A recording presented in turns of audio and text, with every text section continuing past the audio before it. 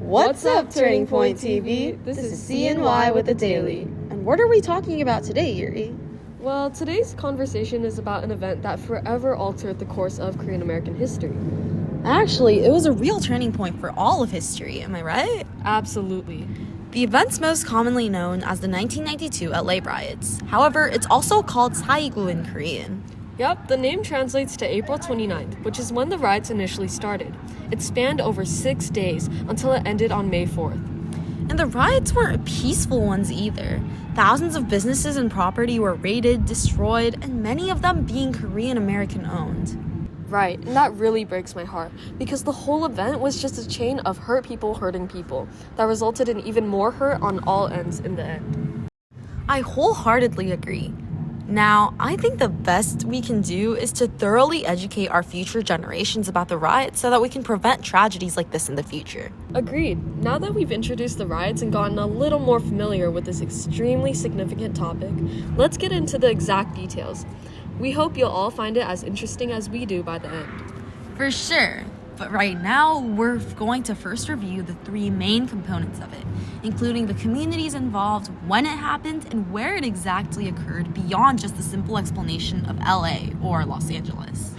Many people have the conception that the riots just involved the Korean American and African American community. However, this isn't the case at all.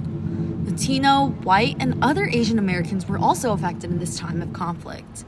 It's important to both take note of and understand how they played crucial roles in this act of civil unrest in the community. In fact, many Angelenos strongly felt that the city's white police force actively practiced racial profiling and racism against African Americans and Hispanics. Their suspicions were confirmed after the horrific beating of Rodney King. Following the acquittal of the officers who took part in the previously mentioned brutality by a jury composed of 10 whites, a Hispanic, and an Asian, hundreds of protesters congregated outside the police headquarters in downtown Los Angeles chanting, "No justice, no peace." It's crazy to think that these riots lasted over 6 days. And like we mentioned earlier, there were so many Korean American business owners deeply hurt by the riots. Most violent rioting occurred in South Central, the Pico Union neighborhood in Koreatown. Some of them watched their American dream crumble right before their eyes and couldn't do anything about it. Looting, assault, arson, the terrifying list doesn't seem to end. And my heart absolutely breaks when I imagine this, because working so hard in a foreign country to establish your first business, then to have it destroyed in a conflict you weren't personally involved in any way, and be unsure of what to do because you're new to the country's insurance policies, and so on. I recall hearing that over 50 fatalities and 2,300 injuries, with thousands of arrests, happened within the few days during which the riots happened, right? Right. So many people were involved and so many innocents left the incident harmed without reason. In the short term, these acts of civil unrest initially sparked a national conversation regarding the racial disparity and police use of force. It exposed the tensions between many communities in LA too. As for the long term, it further emphasized the need for continued activism because of the heightened awareness these riots caused of the conditions that many communities were being subjected to.